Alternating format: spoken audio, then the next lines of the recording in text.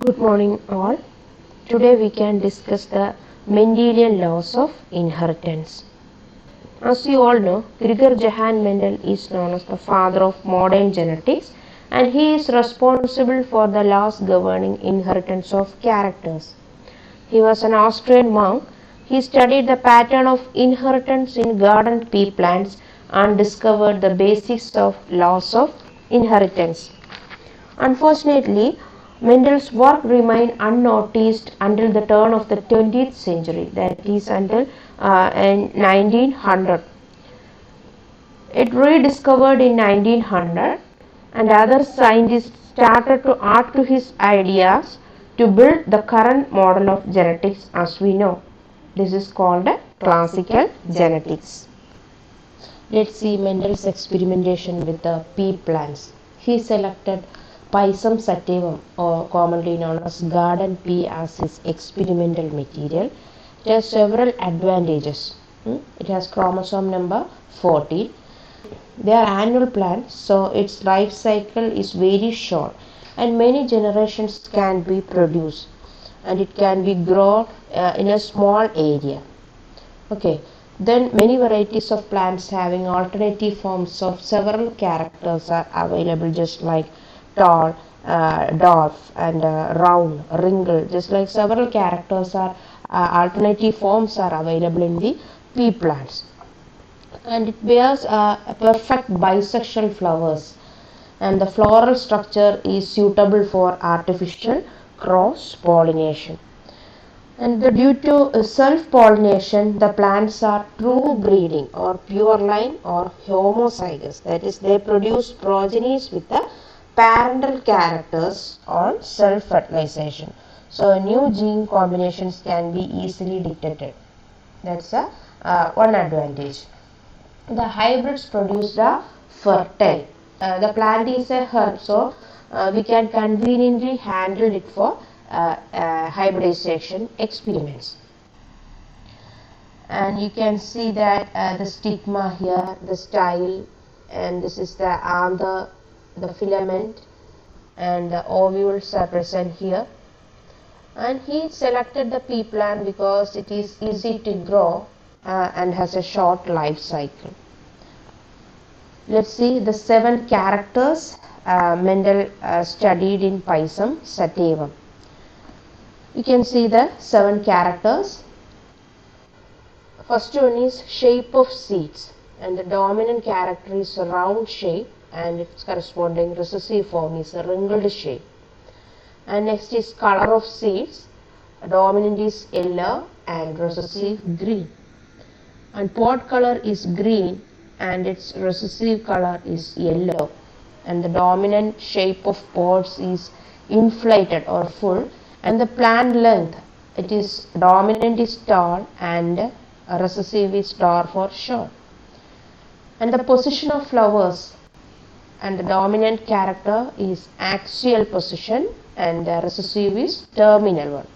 Last one, the flower color, its dominant is purple and recessive flower color is white. These are the 7 characters Mendel selected for his hybridization experiments. Let's see the hybridization experiments of Mendel.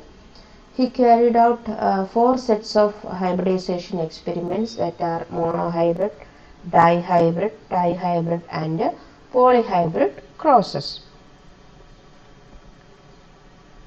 And let's see the procedures he selected for his experiment. And he completed his experiments in 3 stages. In the first stage, he selected true breeding pea plants having 7 pairs of contrasting characters. To make sure that each variety was true breeding, he carried out repeated self-fertilization for several generations. In the second step, he cross-pollinated 2 true breeding varieties which differed from each other with respect to one or more visible characters. And those true breeding strains with which Mendel started his experiment were later called as first parental generation by Batson. and the progeny produced after the crossing is called hybrids. Okay, and the hybrid means it is an offspring of a cross between two genetically different or dissimilar parents. Hybridization is the crossing of two genetically dissimilar parents. That's why the progeny obtained is called a hybrid. And the hybrid we can call it as first filial generation or F1 generation. In the third stage, Mendel self the F1 hybrids and produced the second hybrid generation, that is second filial generation F2. And like subsequent hybrid generations are produced like F3, F4, F5, etc. This is the picture showing the procedure of hybridization experiments. For hybridization experiments, we need female and male flower. In the female flower bud, we have to remove the anthers. That process is called emasculation. And we have to dust the male pollen grain to the stigma of this female plant, female flower. And after some days, we will get the fruits. And that fruit will produce the F1 generation. And he obtained the F1 plants and he noticed the characters of the F1 plants he obtained. Suppose, for example, when the parents are used as round and wrinkled, he obtained the F1 as round, and yellow, green seed color were selected. He obtained yellow color, like flower color purple and white. In the F1 he got purple color. So these are the results of his experiments. First we can see the monohybrid cross. Monohybrid cross means the crosses in which the parents differ from each other with respect to a single pair of alleles or contrasting characters. For example, plant with tall stem crossed with a dwarf stem, and plant with purple flower crossed with a white one, etc. are examples for monohybrid cross. He took into consideration the inheritance of only a single pair of contrasting characters. That's why it is called a monohybrid cross. We can consider the example of tall and dwarf plants here. In monohybrid experiment, he selected the true breeding tall pea plant and the true breeding dwarf pea plant as the parental generation, as the parental plants. And the gametes obtained from this tall plant is capital T and this dwarf plant is small t. And he obtained the F1 as capital T small t, and the phenotype of that F1 hybrid is tall. Here the dwarf character is missing in the F1 plants. And he called the dominant character and the expressed character as dominant and the suppressed dwarf character as recessive one. And he then allowed the tall F1 hybrids to self-fertilize and produce the F2 generation. And in the F2 he got a mixed progeny of tall and dwarf plants in the ratio of 3:1. This is the Punnett square showing the fusion of gametes of F1 into F1, that is tall into tall. Here you can see that one homozygous tall and two heterozygous tall and one recessive. So we can see that 75% of the progenies are tall and only 25% is recessive parent, dwarf parent. So this observed ratio, we can say that this is the monohybrid ratio. So Mendel's monohybrid phenotypic ratio is what? 3:1. That is 3 tall and 1 dwarf. But it is clear that the F2 hybrids are not genotypically same. 1/3 of them are homozygous tall and 2 are heterozygous one. Okay, and other one is recessive one. So we can say that the monohybrid genotypic ratio is 1:2:1. This is the Punnett square showing monohybrid cross. So phenotypic ratio 3 tall is to 1 dwarf, and the genotypic ratio is 1:2:1. Now let's see the monohybrid test cross ratio. And in monohybrid test cross ratio, he account for the inheritance of a single phenotypic character. That's why it is called a monohybrid test cross. You know what is test cross means. Crossing F1 with its recessive parent is called a test cross. And what is the importance of test cross? They are usually used to find out the unknown genotype of an individual. So here the F1 tall parent is crossed with the F1 tall plant is crossed with the dwarf one. We will get two types of plants, that is one heterozygous tall plant and another one is recessive dwarf plant. We got in the equal proportion, 50% tall and 50% dwarf plant. That's why we can say that the monohybrid test cross ratio is 1:1. So I repeat the ratios. Monohybrid phenotypic ratio is 3:1, monohybrid genotypic ratio is 1:1, and monohybrid test cross ratio is 1:1. Let's see the results of Mendel's monohybrid experiments. In F1 generation, the characters of only one parent would be expressed, and that expressed character is called a dominant one, and the suppressed ones are called recessive characters. And the dominant and recessive parental characters would be expressed in the F2 generation. In the F1 generation, you can see that only the dominant character is expressed, and in F2 only the recessive character is expressed. About 75% of the F2 hybrids resemble the dominant parent and 25% resemble the recessive parent. Now we can see dihybrid crosses. Mendel studied the simultaneous inheritance of two pairs of contrasting characters. In dihybrid cross, the parents are differing from each other with respect to two pairs of alleles or contrasting characters. For example, he crossed plants that produced yellow round seeds with plants that produced green ringled seeds. And the aim of the experiment was to see if the two characters were inherited independently.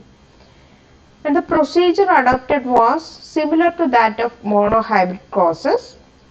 For that, he first selected true breeding or pure line plant varieties as parental ones.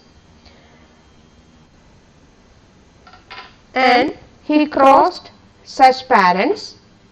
Then he obtained the F1 hybrids, and these F1 hybrids were then crossed to produce the F2 generation. Okay, this is the entire cross regarding the dihybrid experiments. Here the parental generation are yellow round and green ringled. These are the gametes, and in the F1 generation you can see yellow round progeny is obtained. From this we can assume that yellow round character is the dominant character and green ringled character is the recessive character. Selfing of these F1 hybrids produced a mixed F2 progeny with 4 phenotypic combinations, namely yellow round, green round, yellow ringled and green ringled. Total 16 progenies are formed, out of which 9 are yellow round, 3 green round and 3 yellow ringled, and finally 1 green ringled, the complete recessive progeny, that is green ringled one. And the ratio become, the phenotypic ratio become 9:3:3:1. and this ratio is called a dihybrid phenotypic ratio, or simply dihybrid ratio. And the genetic analysis of the F2 hybrids revealed that they belong to 9 genotypic varieties. That is, that through close observation you can find out that the dihybrid genotypic ratio will be 1:2:1, 2:4:2, 1:2:1. So, from the cross we can clear that the dihybrid phenotypic ratio is 9:3:3:1 and dihybrid genotypic ratio is 1:2:1, 2:4:2, 1:2:1. From the results of his dihybrid crosses, Mendel concluded that inheritance of seed shape is independent of the inheritance of seed color, and also that they are controlled by separate factors. Then moving to the dihybrid test cross, we can use the parents as the F1 round yellow or yellow round as the parent, and green wrinkled or wrinkled green as the recessive parent. So this is the F1 and this is the recessive parent. So these are the gametes, 4 gametes obtained from the yellow round parent, and this is the only gamete formed from the green wrinkled parent. And the progeny, you can see that round yellow, round green, wrinkled yellow, wrinkled green. All these 4 progenies are formed in the ratio 1:1:1:1. 4 are formed in equal ratio. So, from this dihybrid test cross, we can say that the ratio is 1:1:1:1. So, I repeat, the dihybrid phenotypic ratio is 9:3:3:1 and dihybrid genotypic ratio is 1:2:1:2, 2:4:2:1, 1:2:1, and the dihybrid test cross ratio is 1:1:1:1. Now we can study Mendelian laws. Based on the results of monohybrid crosses, Mendel formulated 2 postulates, that are law of dominance and law of segregation. First one is the law of dominance. The law states that in a heterozygote, one allele may conceal the presence of another. The allele that expressed is called dominant, whereas the allele that is suppressed or that is not expressed is called a recessive character. In another way, we can say that when 2 alternative forms of a hereditary factors are brought into gametic fusion, one of them dominates, suppresses or masks the effects of the other and express itself in the offspring. So that the expressed factor is called dominant and the suppressed one is called a recessive factor. So here we can see that this is the dominant character and this is the recessive character. In F2, the recessive character is expressed. Only 25% of the recessive character is expressed. Other 75% is dominant character. And the next law is law of segregation. It is otherwise called a law of purity of gametes. According to this law, during gamete formation, the alleles for each gene segregate from each other, so that each gamete carries only one allele for each gene. Okay. And the major postulates of the law of segregations are: in somatic cells, hereditary factors exist in pairs, but in gametic cells, only one member of each pair is formed. And the 2 factors which control a character never contaminate or modify each other, nor do they blend or fuse together in any way, but they always remain distinct. So that this law is otherwise called a law of purity of gametes. And during gamete formation, the members of each pair separate out from each other and get distributed to different gametes in equal frequency.